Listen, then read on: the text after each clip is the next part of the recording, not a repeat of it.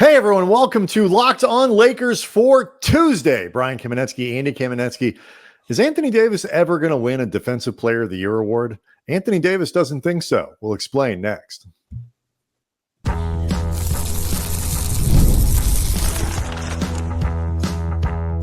You are Locked On Lakers, your daily Los Angeles Lakers podcast, part of the Locked On Podcast Network, your team every day. Thanks to everybody for making Locked On Lakers your first listen of every day, Monday through Friday, no matter how or where you get your podcasts. This one's always free and never behind a paywall. Locked On Lakers on YouTube is where you can go hang out with over 25,000 subscribers to the channel, Andy, all of whom are excited to know that today's episode is brought to you by Game Time. Download the Game Time app, create an account, use the code LOCKEDONNBA for $20 off your first purchase. Actually, a lot to cover on today's show, starting as the Lakers make the signing of Christian Koloko official on Monday. That release going out.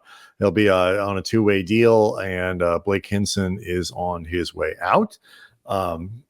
It does kind of point back to a story that ESPN's Dave McMenamin wrote about Anthony Davis, in part, and AD's desire both to play a little bit alongside a center periodically over the course of the season, and also whether or not he's going to ever win a Defensive Player of the Year award. The Koloko signing, Andy, at least brings up the question of whether or not the first part of those things could actually happen. The idea that he could play with another center a little bit more frequently. Yeah, and this actually lines itself up well with a comment that was left in the YouTube section of the comment section of the show from Sean Alexander, 5978. I don't care who it is, Jackson Hayes or Koloko. One of them needs to be with Anthony Davis. I'm done seeing LeBron at power forward. Anthony Davis can't be the starting center, having to control the boards, cover his man, cover D'Lo, cover Austin Reeves, and LeBron's defensive mistakes, and be expected to give us at least 25 on the other end. Too much is relied upon Anthony Davis when he's the starting center. Plus, if teams pull AD away from the paint on defense, rim protection and rebounding is a struggle. First of all, Sean's comment speaks to what I've said on multiple occasions from last season and this offseason. I don't think anybody in the league played at a higher level on both ends of the floor on a team with actual stakes than Anthony Davis last year, averaging, as Sean pointed out, 25 points a game, plus playing first team all defense level defense, other than maybe like Bam Adebayo, the most versatile defense in the league. The defense fell to crap whenever Anthony Davis sat for even 20 seconds. It was like it's the defensive version of what used to happen to the Lakers offensively. Whenever LeBron would sit for like 30 seconds, everything would fall apart. Sorry to disappoint Sean Alexander. LeBron is going to be playing power forward on a regular basis.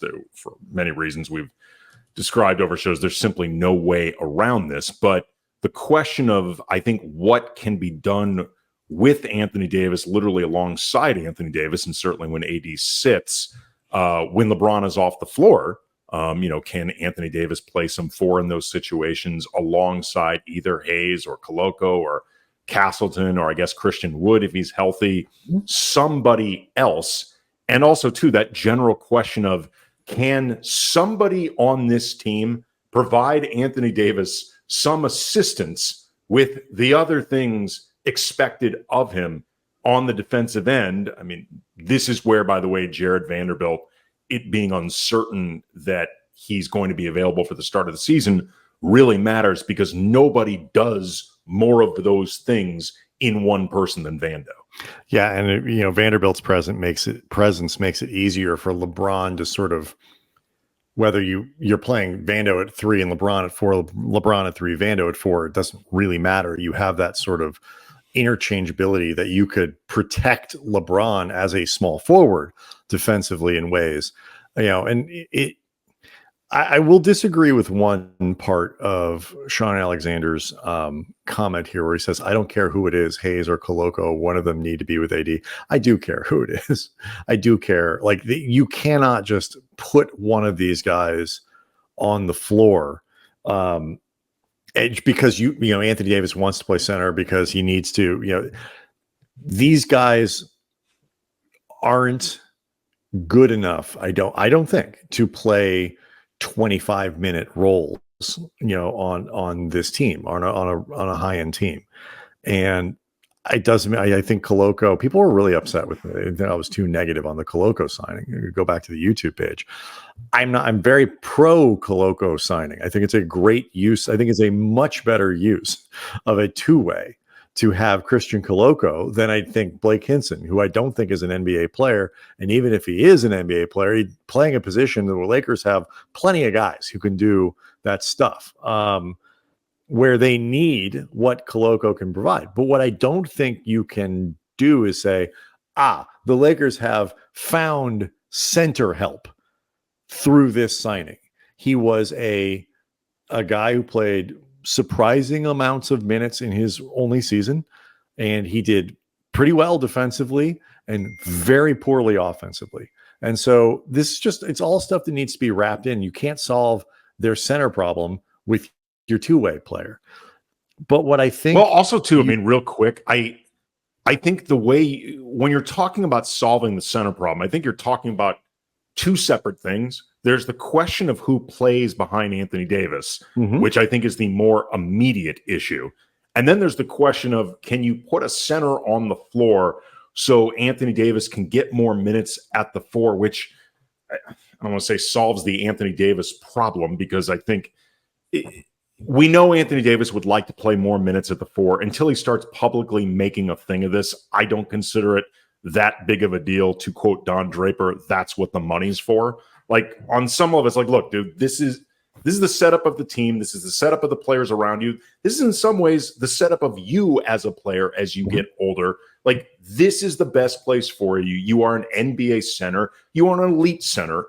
Again, this is what the money's for. Right. That being said, though, and the reason it matters is because the player that could play both behind AD and alongside AD, that gets to what you were saying about like a 20 to 25 minute a player game, which I agree with you. Hayes, nor Koloko, nor right, Castleman. or even Hayes and Koloko combined.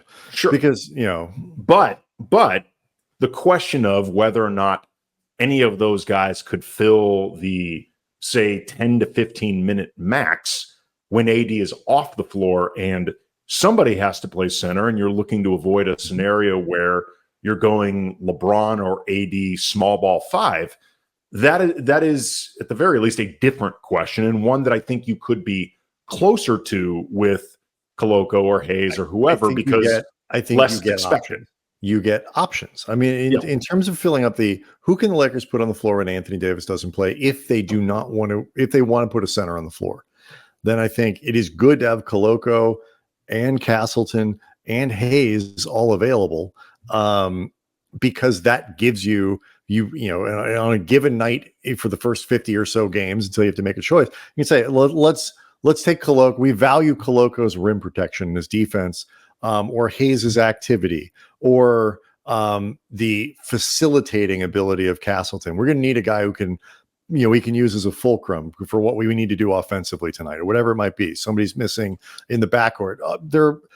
When you have a bunch of imperfect options, which is what the Lakers currently have at center, that you have to be able to kind of mix and match the way you want. The real answer to this question of which of these guys can be both a player that you can play at center, undersized as he might be height-wise, and also somebody you can play with AD, is Christian Wood. Christian Wood is hurt. And so for the time being, at least until we get deeper into October and you start getting more, you know, they are not going to look at Wood's knee in a public way. I'm sure somebody will look at it between now and then. They're reevaluating him in 8 weeks, which is from the time of the surgery, the first week of November. Add 2 or 3 weeks to that before he's back on the floor. I think that would be a great result for the Lakers. So you're basically going through November before you can count on seeing Wood. And so, yeah, you're going to have to mix and match with these guys as best as you can. Ultimately, I think what's going to happen is you'll see a little bit of Jackson Hayes. You might see a little bit of Koloko.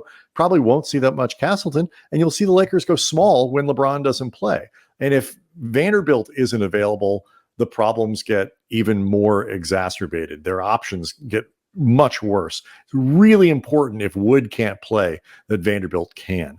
AD's comments about DPOY, I think, are fascinating on a bunch of levels. So let's get to that next. Locked on Lakers is brought to you by Game Time, the best concert I've ever seen in my life. George Clinton and Parliament Funkadelic, 1992, Hollywood, the Palladium. They played for, I'm not exaggerating, 5 straight hours without a break.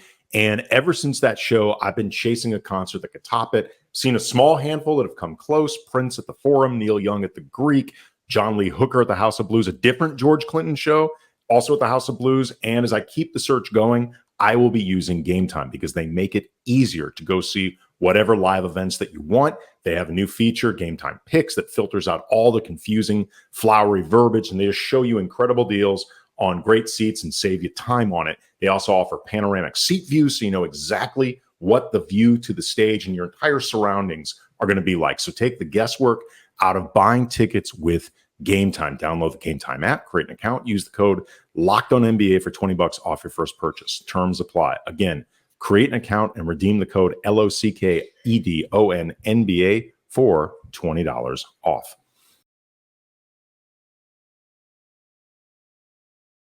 Thanks again for making Locked on Lakers first listen of every day. If you're looking for a second listen and you're looking around the network, which you should, how about the Locked on NBA podcast?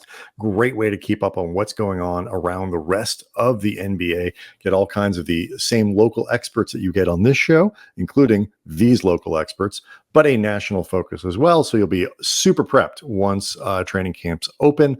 All part of the Locked On Podcast Network, your team every day. So I am, generally speaking, Andy, anti-athletes complaining about I'm never going to get an award and this and that, whatever. This is what Anthony Davis told Dave McMenamin, or told ESPN. I'm presuming Dave. It's his story. And this was during last season, by the way, too. Right. I'll never get it. This is what he's talking about, getting the DPOY. Why he's never, Anthony Davis firmly believes he will never ever receive a DPOY. I'll never get it. They're not giving it to me. The league doesn't like me. I'm the best defensive player in the league. I can switch 1 through 5. I can guard the pick and roll, the best in the league from a big standpoint. I block shots. I rebound. I don't know what else to do. I'm over it. I'm just going to do what I've got to do to help the team win and try to play for a championship. Accolades and individual awards, I'm done with those. I don't believe the part where he says he's done with it, because he still very obviously wants to win a Defensive Player of the Year award. Like I said, Andy, I am generally speaking very anti-players complaining about this sort of thing. He is 1 billion% correct. He is the exception that proves my rule over this, because he's exactly right. And whatever he does, the goalposts move. Yeah, it's interesting in this piece that Dave wrote, which also all of you should check out, because it breaks down just some of the different questions facing the Lakers this year, or things to be watching for, whether you're talking about LeBron's three-point percentage last year was a career high, 41% from behind the arc, the health of the reserves around LeBron and AD, different things like that. But he noted some of the things that the accolades, I should say, some of the accomplishments of Anthony Davis last season defensively, along with Victor Wembanyama. He was the only player in the NBA to average at least 2 blocks and 1 steal. He was top 10 in the league for field goal percentage allowed in the paint, field goal percentage allowed on post-ups, field goal percentage allowed in isolations.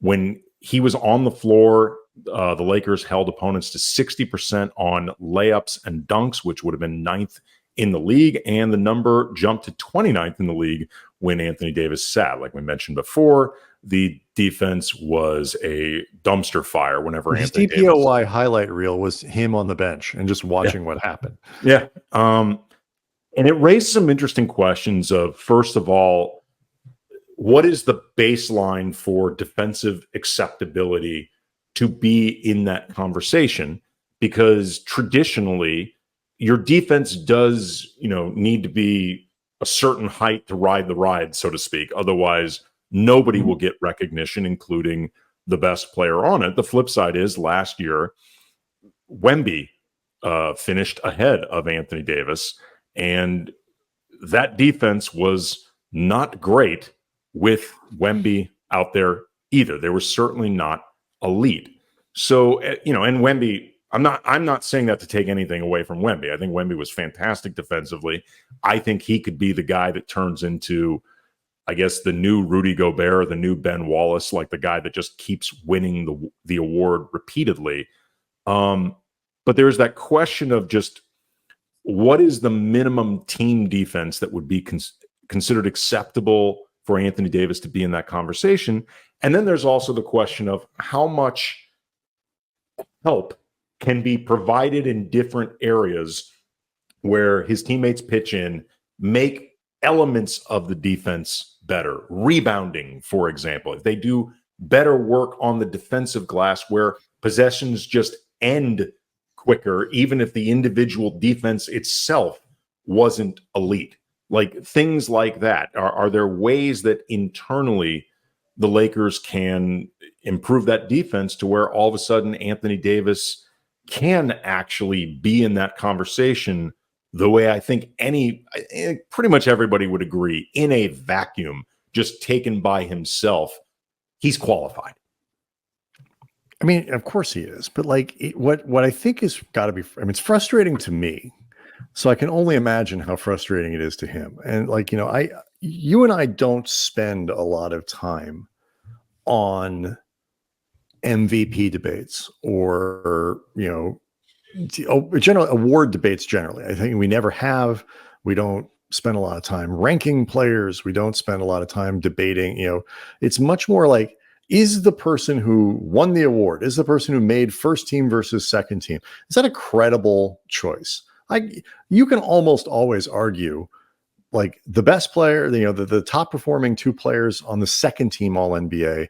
You could make an argument that they should be there on the first team instead of the bottom two performers in that group. Like these things are really often very fine points that can always be debated. And you and I find more value in talking about other things than going back and forth on that stuff. Where I think Davis really has a point, and I get frustrated by it, and this is a point that you and I made last year to kind of stop doing, is changing the rules for AD based on any given day or any given performance or whatever, to where his best is never quite good enough, because why are you doing this every day? Why aren't you could obviously be averaging more, like you could be even more dominant than you are now, and all these things. But the off nights are used to reveal shortcomings in his game that are bigger and more permanent and more meaningful than they might be for a different player who has an off night. And I think a guy, Davis, falls into that category of player for whom the focus is always on what he is not giving you versus all the things that he is. And it was a bad habit that I got into. It doesn't mean he's perfect, doesn't mean he's above criticism, but this notion that he is deficient or lacking as an elite star player, as if anybody but maybe a couple guys in the league are perfect. Luka's a phenomenal player, but he's got shortcomings. He's not a great defender, eats too much. Stuff like that. And, Anthony Edwards is not quite all the way there yet. And, Durant is too old. And you can go on and on and on about these guys. There might be one or two players that you just can't nitpick much. Health aside, Anthony Davis has, over the last couple of years, established himself as one of the truly elite players in the league, particularly, as you said, Andy, when you take into account all the stuff that he has to do on the defensive side of the ball to still go out and score 25 a night is stunning production. And the fact that he hasn't been recognized for it because it's not a very good story to give Anthony Davis Defensive Player of the Year is a poor reflection on us as media and voting on the award. I think with Anthony Davis, a lot of the shortcomings, and like you said, he's not a perfect player, and there will be games where he does not give you enough, and we would not be doing our jobs if we're not pointing out the nights where he doesn't bring you enough.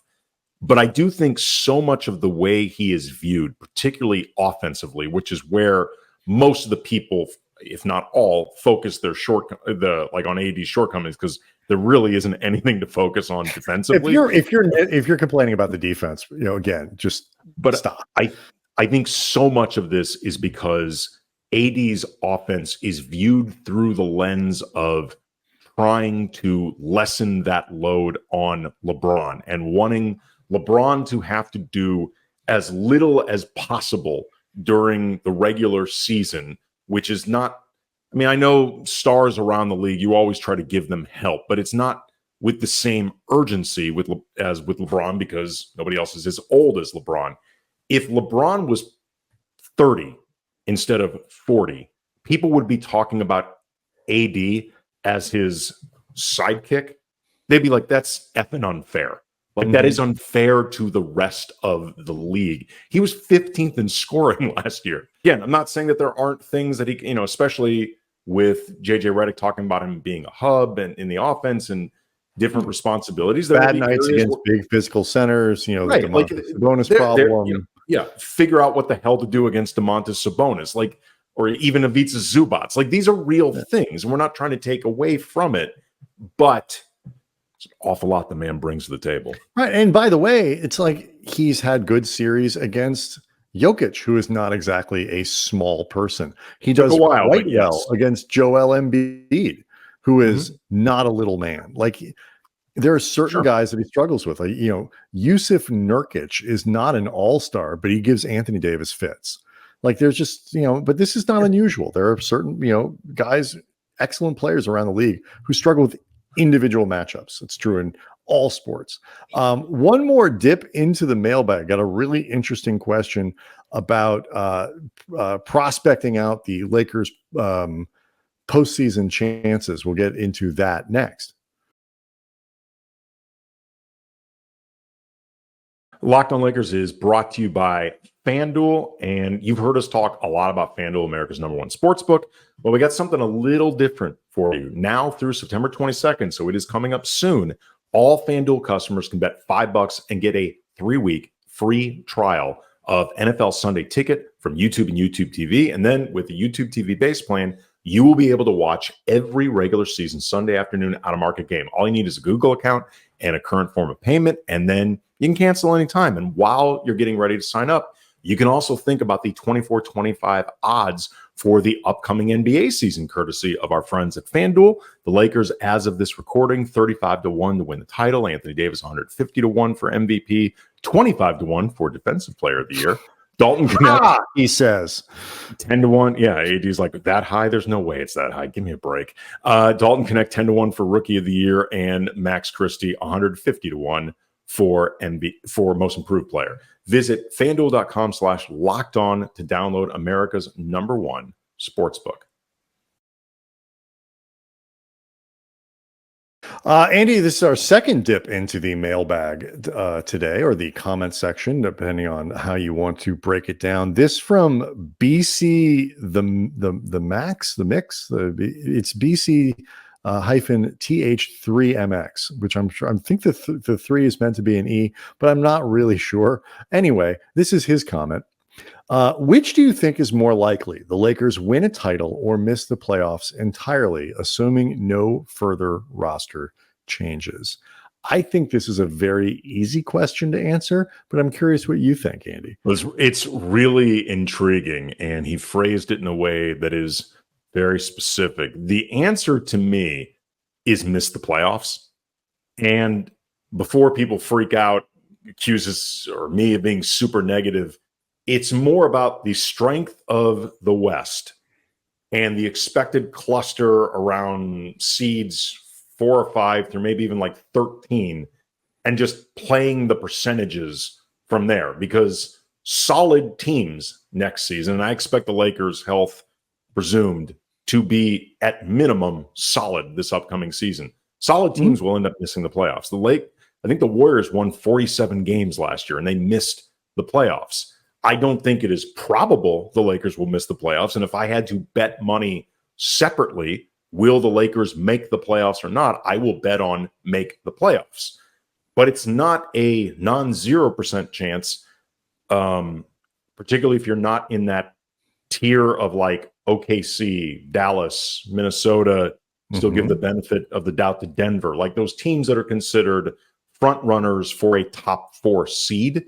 If you're not in there, and the Lakers are not, that means definitionally you are unlikely to win a championship. And especially if you have to fight through that sea of other teams, the odds just may favor you more missing the playoffs. It sounds more negative than I actually mean it. I think the reality, winning a title is like what would have made this question harder. Winning a title is hard, man. Right. The answer is always you're more likely to miss the playoffs than you are to win a title, because, and that's true of, I would say, I mean, almost any team other than like maybe like Boston or OKC or something like that, because almost any team is 2 or 3 poorly timed injuries. Look at the Rams through 2 weeks. The Rams went into, all off season, made the playoffs last year, were viewed as a playoff team this year. 2 weeks into the season, they look cooked, not because everybody was wrong about their talent. It's because all of their talent is on the IR. Cup looked like he's Nakua is out. Everyone on the offensive line is out. The defensive backs are out. Like everybody is out, and you can't next man mentality through that much of a talent gap. So the answer is always that. But even if he'd said like Western Conference Finals or something like that, that I love the caveat in there, no roster changes, because that's really what gets to, like, they are 1 or 2 poorly timed injuries away from missing it entirely. And I think we all know that they are just not talented enough to be in that group that you say is a real title contender. The amount of things that would have to go correctly for the Lakers as constructed to be a real title contending team are pretty extreme. Like, you need LeBron and AD, obviously, not only to be, play 70 games each, but also be really healthy going into the playoffs, like feeling spry. So you need Austin Reeves then to make a leap and become, a really good player, the kind of guy that you can say, like, no, legitimately any team would look at that guy and he could be their 3rd best player. Like, even on a title team, you'd need Jared Vanderbilt to be healthy and producing. You need Max Christie to make a jump. You need playability out of Jalen Hood-Schifino. The Rui Hachimura has to take another step up. Christian Wood has to be what they sort of hoped they would get out of him. No team gets everything on their checklist. I would also say more things have to go right for the Lakers to win a championship than have to go wrong to miss the playoffs. Because again, 100%. Because the Lakers could have, by any reasonable definition, at minimum, a solid season and miss the playoffs in the West in ways that are frankly not possible in the East. If you are solid in the East, you could get a 5 seed. That really might be a little better over there, but yeah, I understand what you're saying. And like it is, or at minimum, if you are solid, you're pretty likely to make the playoffs in the East. It may not be enough in the West. And there's also just going to be more teams at your level that you are fighting it out with. Some of this is going to come down to matchups. We saw last year in the NBA, there was a lot of styles make fights. And, OKC is considered the consensus team to come out of the West. we'll see what an effect Isaiah Hartenstein has with their size against like the Lakers. But last year, OKC could not do much with the Lakers. They just overwhelmed them with physicality and size. OKC is on balance a better team than the Lakers, but matchups matter. I don't think the Kings are better than the Lakers, but damn, that matchup matters clearly. So here's the thing. The Charlotte Bobcats were better than the Lakers by that standard for like a decade. The Lakers, didn't matter how good they were, never beat the Bobcats. Mid-2000s, weird thing, but it was true. And so everybody was saying you're too negative about Coloco, you're too negative about the Lakers. Let me just spin this around. The part of that question that that was inflexible was as currently constructed. I think it is fair to say, as much as we have dinged Rob Pelinka for his inactivity over the summer, they're going to try not to be the same team at the end of the season as they are at the beginning. Like, they are going to continue to try and trade D'Angelo Russell. They're going to continue to try to find other deals that they can make. They're not, so like the expectation is that they won't be the team as currently constructed. And I do think if you look at last year and they get a reasonable amount of breaks, and the teams that tend to do well get good luck with injuries. So the Lakers can be one of those teams, and Vanderbilt's healthy. Wood comes back mid-November, and the injuries don't pile up like they did last year and kind of eat them out from the middle, like just eat them up. Then they could win 50 games. And you improve by one or two players, or you just get a little bit better for a playoff setup. Now you are a team that can make the Western Conference Finals, and you are a team that maybe can surprise and put LeBron and Anthony Davis, who are still a scary pairing, against anybody in the postseason. I am not down on this season if you're not putting that thing up of like, if we can't win a championship based on what the team looks like in October, there's no point in paying attention. If your standard's a little bit lower than that, there's a lot to be intrigued by with this Lakers team, and a lot to watch, and some potential there to surprise people at the end of the year. Would never make them a favorite, but weirder things have happened than the Lakers being one of the 4 teams left in the West or something like that. Remind again, I mentioned it during Monday's show. Heading into the 2008 season, nobody thought that team was set up to make a run to the finals. They thought they were more set up to end up in an exceptionally uncomfortable position with Kobe wanting to get the bleep out of there. They were in first place well before the Pau Gasol deal. Like Andrew Bynum making that leap that was well ahead of everybody's most optimistic schedule, and other guys stepping up. Like, things can happen that you don't expect, and they happen all the time.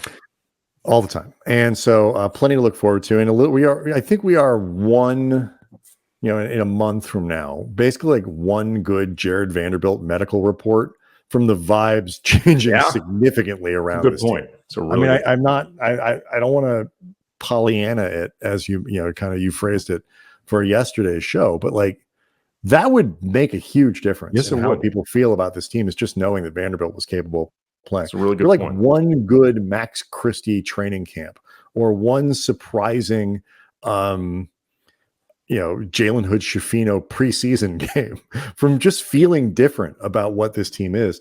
To that end, our JHS double nickel. I mean, you would feel better about him. Am I wrong? Yep. I mean, hey man, if Corey Brewer can do it, why can't Hood Schifino? That is still the most random 50-point game, I think, in NBA history. It's up there. Dan Wojcicki wrote something really interesting about players with something to prove that both of us found to be worthy of conversation. We'll get into that on tomorrow's show, as well as CBSSports.com has their ranking of NBA head coaches, and you will never guess, but actually you may, where JJ Redick lands on that list. So those are things that we will handle tomorrow. And we actually have a scouting report of Christian Coloco with Sean Woodley from Locked On Raptors. So a lot of stuff coming up over the course of this week. So keep an eye out for all of that. Locked On Lakers on YouTube. So we're going to go hang out with over 25,000 subscribers. Make Locked On NBA your second listen of the day. Don't even have to search for it. The link is right there in the show description for this program, and we will see everyone tomorrow.